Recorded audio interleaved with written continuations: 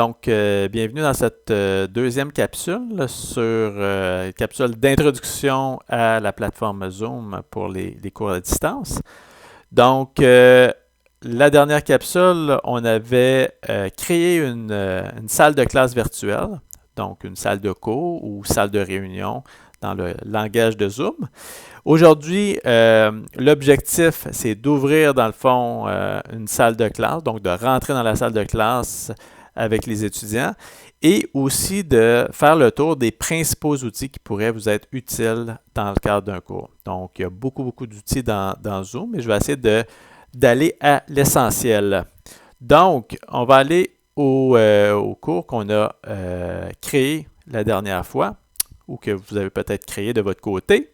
On va dans Réunion ici, une fois que vous êtes branché sur votre compte Zoom en version Pro.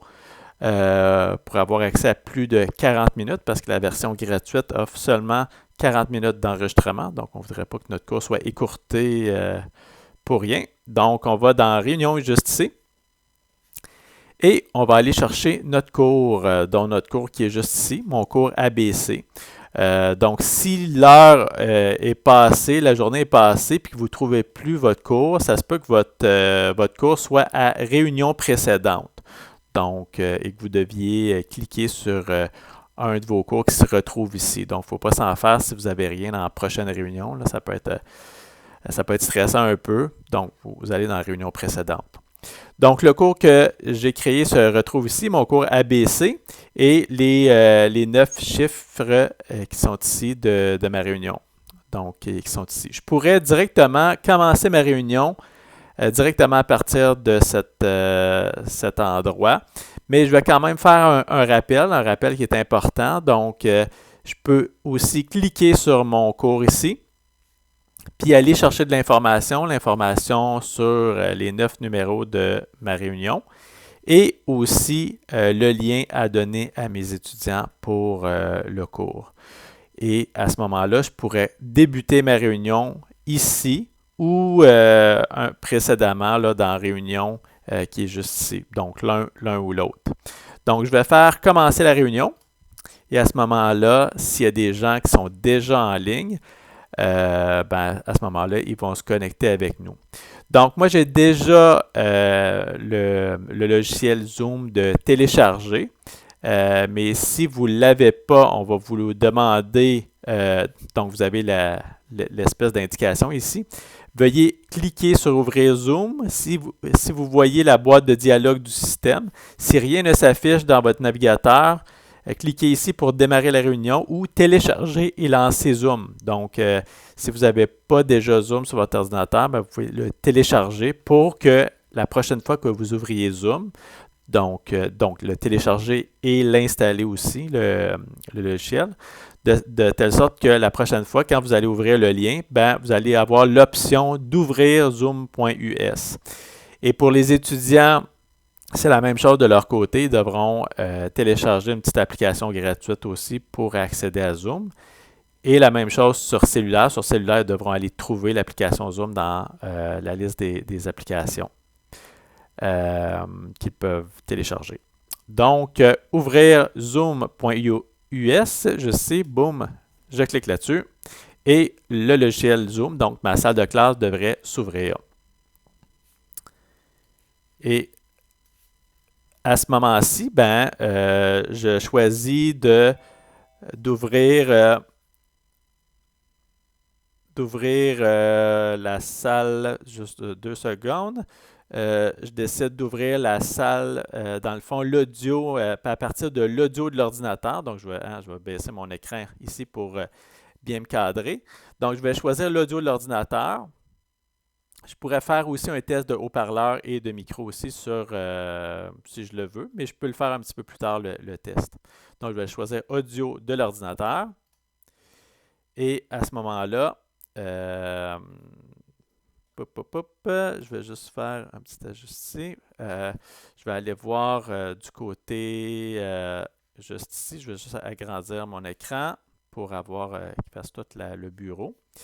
Donc là, je suis dans ma classe et là, j'ai plusieurs onglets qui apparaissent en bas.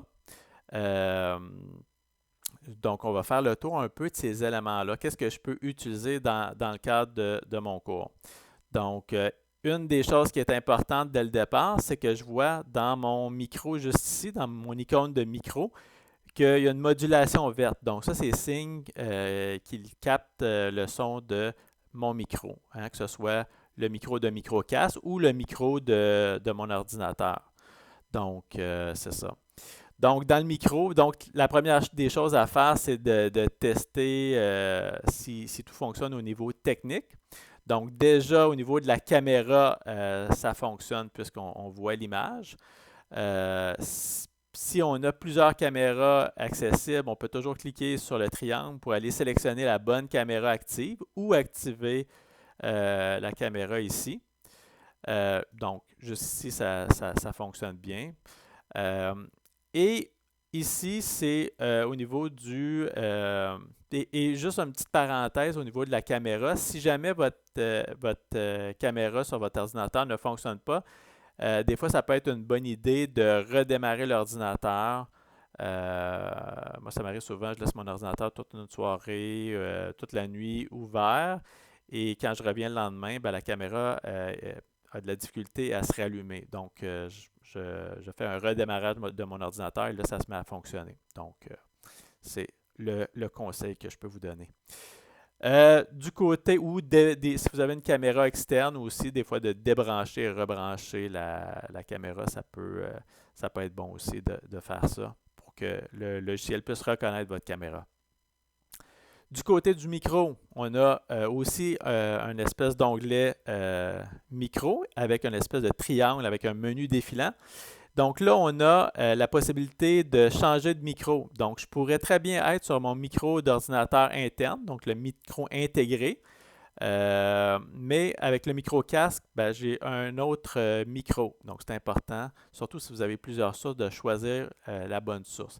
Et des fois, si le son du micro ne fonctionne pas, c'est peut-être que la source n'est pas la bonne ou pointe vers quelque chose dans lequel il n'y a pas de son. Donc, on peut vérifier ça. Et au niveau de la sortie, donc à quel endroit sort le son de ma réunion, à ce moment-là, ben, je peux le mettre à mes écouteurs ou à ma sortie intégrée de haut-parleur d'ordinateur, si c'est le cas. Si vous êtes mal pris, vous pouvez toujours faire un test des haut-parleurs et du microphone juste ici. Puis là, vous allez passer des étapes pour voir et surtout entendre si tout fonctionne au niveau du haut-parleur et du micro. Et là, on me dit que ça fonctionne bien étant donné que le test est concluant. Et ça peut être une bonne chose de faire le test aussi avec les étudiants pour lesquels ça fonctionne peut-être un petit peu moins bien. Et d'ailleurs, c'est une bonne chose de demander aux étudiants d'arriver une quinzaine de minutes avant le cours ou prévoir un 15 minutes au début du cours, 10-15 minutes, pour s'assurer que tout le monde, au niveau technique, ça fonctionne bien. Donc, ce 10-15 minutes-là, je vous dirais, c'est très, très bien investi parce que ça évite d'avoir des problèmes durant le cours. Donc, c'est ça. Donc, vous avez les principaux paramètres qui se retrouvent dans le micro. Et c'est sûr que vous pouvez désactiver, activer le micro ou activer, désactiver la caméra à partir de ces onglets-là aussi. Là. Donc, c'est possible de faire ça. Donc, c'est un peu ça pour ces deux outils-là. On va aller sur les outils principaux qui sont juste ici. Et selon les options que vous allez avoir choisies dans vos paramètres de votre compte, Zoom, donc dans l'onglet, dans vos paramètres Zoom, vous avez des paramètres juste ici. On avait réunion, puis on a paramètres. Vous avez toute une série de paramètres qui se retrouvent ici, là. Donc, qui se retrouvent aussi dans le guide que vous avez eu, que je vous ai envoyé. Donc, je fais le tour des principaux paramètres. Donc, je ne ferai pas ça ce soir. Mais si vous ne retrouvez pas certains de ces onglets-là, c'est peut-être que l'outil n'a pas été sélectionné dans les paramètres. Donc, il faudrait aller voir dans ces paramètres-là et l'activer. Donc, mais les principaux se retrouvent là par défaut. Donc, celui-là qui est toujours là, c'est l'onglet Participants. Donc, si je l'active, à ce moment-là, je peux voir les participants qui sont en ligne. Donc, là, j'ai 2 participants, dont mon iPhone. Donc, ça peut être un étudiant, par exemple, qui est là. Et vous allez avoir la liste des étudiants qui se retrouvent dans votre formation. Donc, c'est ça. Donc, vous allez retrouver la liste des gens qui sont dans votre formation. Et vous allez avoir aussi leur activité au niveau du micro ou de la caméra. Donc, ça, c'est une bonne chose. Si vous allez vous pouvez toujours activer le micro de vos étudiants ou faire une demande d'activation du micro de vos étudiants. Et aussi, vous avez plusieurs options pour vos étudiants. Vous pouvez converser en direct, en privé avec chacun de vos étudiants. Donc, vous avez un onglet conversation qu'on va voir un petit peu plus tard. Mais vous pouvez converser de façon privée. Si vous voulez parler directement à un étudiant, vous pouvez parler avec lui directement. Vous pouvez lui demander de démarrer la vidéo, la caméra, par exemple, faire un exposé oral. Vous pouvez le nommer animateur. Donc, à ce moment-là, il va avoir un petit peu plus, il va pouvoir avoir un petit peu plus d'options au niveau de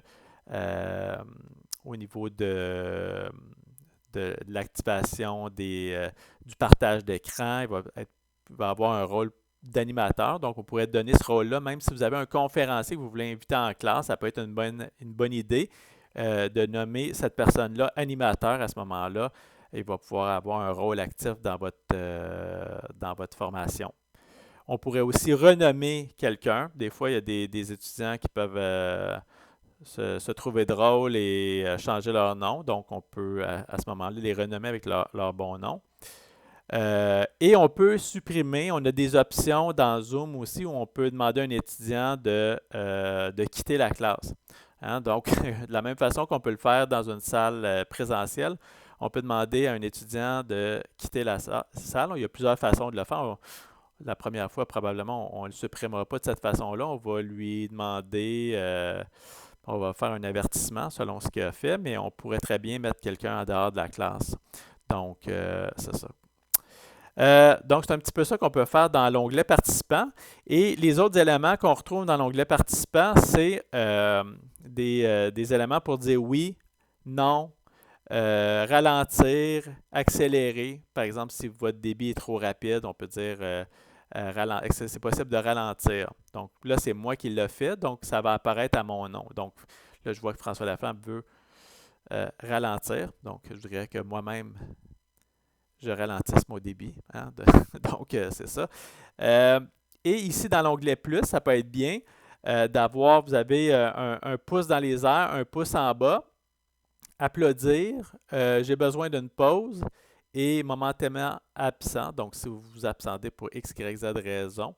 Mais le pouce en haut puis en bas, ça peut être très, très bien et ça peut faire guise de main levée. Donc, vous pouvez dire aux étudiants, si vous avez une question, levez le pouce. Donc, si vous voyez dans votre liste de participants qu'il y a un pouce levé, à ce moment-là, tu peux dire, ah ben, telle personne, tu as une question. Là, à ce moment-là, tu peux activer le micro de la personne. Ou vous pouvez lui demander de poser sa question dans le clavardage qu'on va voir tout à l'heure. On a aussi l'option pour rendre muet tous les participants, sauf vous, bien sûr. Donc, si vous voulez que tout le monde soit muet, parce que certaines personnes ont réactivé leur micro, tout ça, ou activer tout le monde qui sont muets d'un coup, on peut faire ça aussi. Permettre aux participants de réactiver eux-mêmes leur micro. On peut leur permettre de réactiver eux-mêmes leurs micros qui sont fermés ou de ne pas permettre cette option-là pour dire ben non, je ne veux pas avoir de micro qui s'ouvre dans ma classe puis intercéder avec ce que je vais dire. Il y a un carillon aussi d'entrée et de sortie. Donc, si quelqu'un qui rentre dans le cours, vous pouvez activer cette fonction-là pour que vous entendiez une petite cloche qui sonne quand quelqu'un rentre dans votre cours. Si ça vous fatigue, ben, vous ne le mettez pas, il n'y a aucun problème. Donc, permettre aux participants de se renommer, le permettre ou pas, c'est possible de le faire. Donc, ça, c'est dans les éléments principaux sur l'onglet participants.